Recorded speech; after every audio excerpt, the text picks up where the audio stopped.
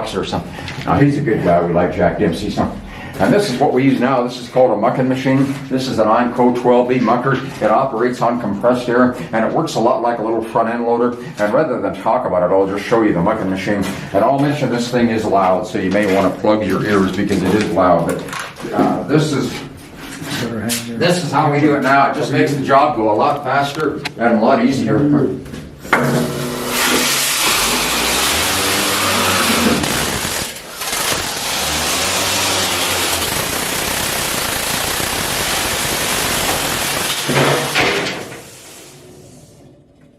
We normally fill the bucket full of rock, and I was doing that in kind of slow motion, but I have a brother-in-law, Charlie, and Charlie was really good and fast on one of these bucket machines, and he could fill this ore car here in about 2 minutes, whereas it took the old timer sometimes 15 or 20 minutes with a shovel. So. And this tunnel here continues on over to the Gold King mine, and there were over 500 working gold mines there within 24 square miles at one time, and they're all pretty well interconnected underground. And we connect the mines together for a lot of different reasons, for ventilation, so we get good airflow through here, and then also for water drainage and for safety. If you get trapped in one mine, well, you can walk up to another mine and get out on that other mine. And then sometimes the veins of gold would go from one mining claim into the next mining claim. So by just mining on that vein of gold, that connected the mines together. And you can actually walk from this Mollie Kathleen mine here in Cripple Creek to the Ajax mine in Victor's. Scary, huh? You didn't have any light down there?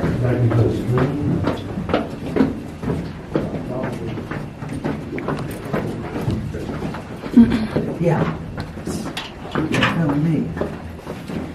And this white stuff on the walls, I'll talk about it. You just don't want to touch it, but I'll talk about the white stuff here in a little bit. So just don't touch it. So, and let's see, sir, come on up here and stand right here behind the ore car. And you also, sir, hand her the camera. Yep. There you go. Yeah. This is a photo op. So okay. All right. Go ahead and start pushing, both of you. Push as hard as you can. Come on, push. There you go. You're doing good. All right. Good job. Wow. Good job. You did good. It was heavy, isn't it? And I was being unfair to you two because you were pushing that uphill. When we put this track in here, we put it in here on a 1% downhill grade to the shaft. So when you have a full car of muck like this, where you're actually going downhill with the shaft, and then when you come back with an empty, or you're pushing up that 1% grade back into the heading with an empty car.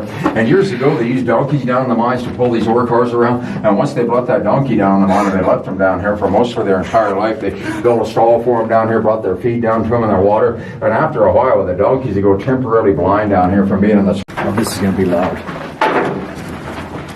And those old timers, they wanted to get away from those sledgehammers and hand steel, and so they came out with these pneumatic drilling machines. And these, of course, operate on compressed air, and they work a lot on the same principle as like a little jackhammer you see out there on the street. And so this machine is called a drifter. It's used for horizontal type drilling, and it's on this threaded screw type device that moves the machine in and out. And that threaded part in there is about 3 feet long. So with this machine, you didn't have to switch out the drill steel. You'd start off with the shortest one there, what they call a starter steel, and you drill a hole back in the rock 2 foot deep. And then you switch to the 4 foot steel, drill it in 4 foot. Ammonium nitrate, it's a fertilizer, and you mix it with diesel fuel and it becomes highly explosive. It's the same thing they used in Oklahoma City in that bombing down there in Oklahoma City, unfortunately. This is your Prel bucket here. You fill that full of the Prel beads, and then this is the Prel gun. And under high pressure, that gun, it sprays that Prel back in the hole behind that primer stick, and it just packs itself in there nice and tight. So. And this is called a heading here. We work 2 miners to a heading, so you and your partner would work this together. And what you're supposed to accomplish down here in 8 hours is what they call a round in and a round out. And this is more like in the old days, but what that involves is when you come to work in the morning, there's anywhere from 15 to 20 ton of rock that's been blasted out from the night before. And so you shovel up all of that loose rock and you take it back out to the main shaft to be hauled up out of the mine. And then once you get all the way, like when the dynamite's going off, so, and it's not that loud. So.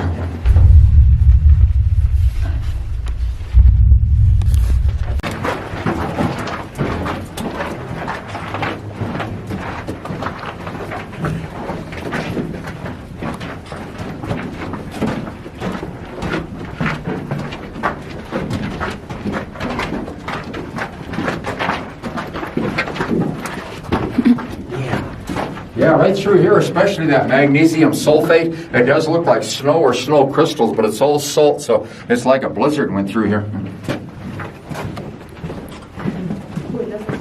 Yeah, it really does. Wow.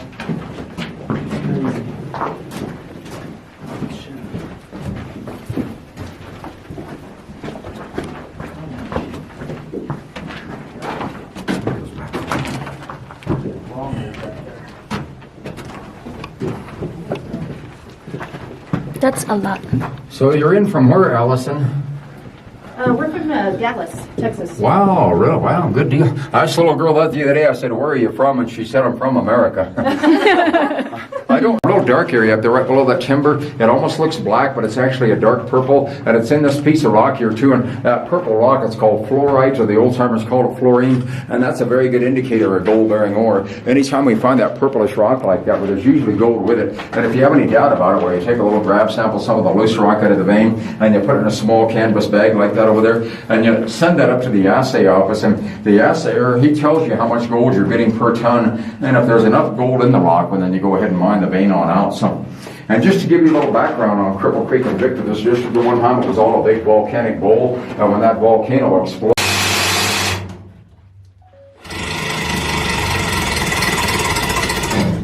so that's what you do, is just move that bucket back and forth, and anytime you pull the bucket towards you, it moves the rock where you want to move it to down on the mine. So. And then this is the vein going through this piece of rock here. That's that purple fluorite through the center and all. But on the outside of that is the waste rock or the host rock. That's the stuff we throw away. But everything out of that vein, it has to go to the mill and the smelter. And this rock, it does have to go high grade later on, where we can actually see the gold in the rock. So that'll be coming up here a little bit later. And that little air trammer was actually invented.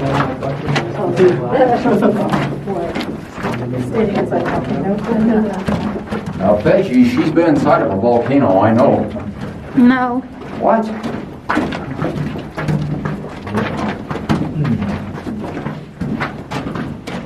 This is an old volcano.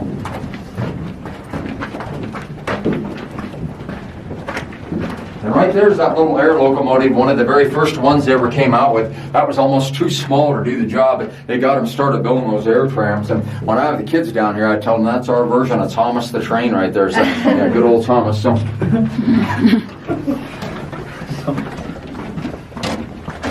You don't hear much about Thomas anymore.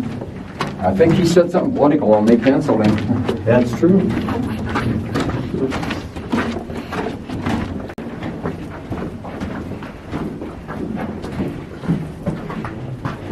Yeah, Veggie, if you want to just stand back through it over in there.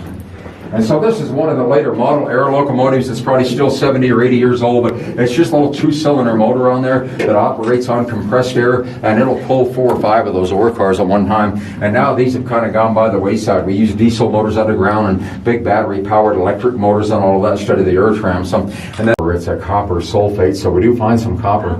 And then back in here you see some stalactites and stalagmites forming, and you think about those taking thousands of years to form, but this mine has only been closed down here since 1961, and those have all grown in here since 61. And there's one there behind that wooden chute. That's right up your alley, James. Yeah. He works for the quarry.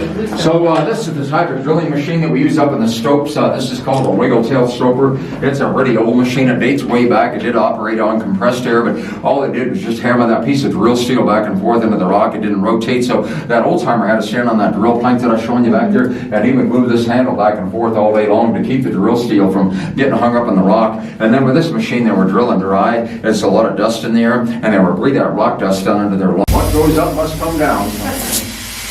So Allison, you listen to hard rock music all day long, and this is too loud for you? I know, right? Oh, yeah, right.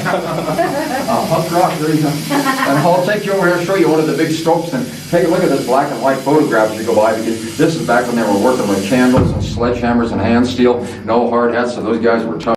Yeah, right there's the old days. There's about a dozen miners in there. They're all over, but that was back when it was a lot of hard works. Right here, Veggie, if you want to just stand right there and wait right there, that's good. Shit, oh my God. Oh. Yeah. Oh, wow. Just behind you. There's water coming out. So he can see. And this is called an air station, kind of like a gas station. We just fill a tank full of compressed air and then you just go. And just take note of that rubber tire there. That's our little bumper there. So. And right up over our head here, this is one of the richest veins of gold on the Mollie, Kathleen. It's called the Queen Bess vein, or the Queen Bess stope. And they mine this vein of gold out up through here for about 800 feet from this 1,000-foot level back up to the 200-foot level. And I'll go ahead and turn the light on. And this will give you a good idea what stope mining is all about. They mine from this level up to the 900-foot level, Wow. and then from the 900 up to the 800-foot level, and just keep mining up on that vein of gold until it plays out up there. And to go to work every day, you have to climb up those ladders, and then once you get up there, you can see where the miner's at up there with his drilling machine, and he had to get that machine up there, so he had a helper down here on the level, and the helper's called a nipper, kind of like a gopher, and the nipper would tie that machine onto a rope, and then the miner had to pull it up there hand over hand where he's working. And sometimes you're working up there 80 or 90 feet off of the level, and so to pull that heavy machine up there for 80 or 90 feet while you're pretty worn out before the day even starts. But later on, they came up with this little hoist here. It's called a tugger, and this helped the nipper get the tools up into the stope. And this is really self-explanatory, but I'll go ahead and show you the tugger. And this is not too loud. It's not bad.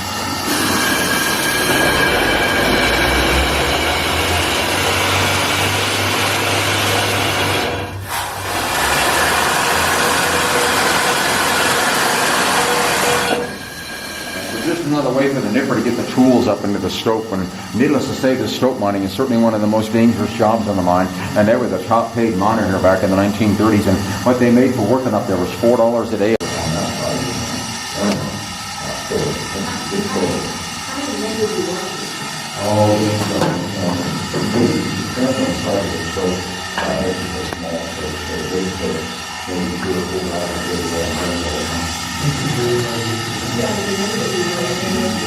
So anyway, you just take a seat over there, wherever you want to take a little ride. $4 a day, all time. Pretty good money. There's some people who wouldn't pay enough to do Yeah, why not? Is this fun? Yeah? Is it gonna move? Yeah. You having fun? I do. All right, good deal. This is And you cool. all do any sound effects? Let's hear a train whistle. Come on, woo, woo. You got to pump your arm. Yeah. All aboard? Yeah, see, there you go. You know, that's perfect. All right, so good deal. Now, Len, you want to hear a stupid joke that I heard the other day from this girl? Sure. What do you get when you drop a piano down a mine shaft? A-flat minor. That's enough of that. All right, let's hear that train whistle. Everybody, come on loud. Here we go. Perfect, perfect. There you go. You did that in harmony. That was good. Perfect.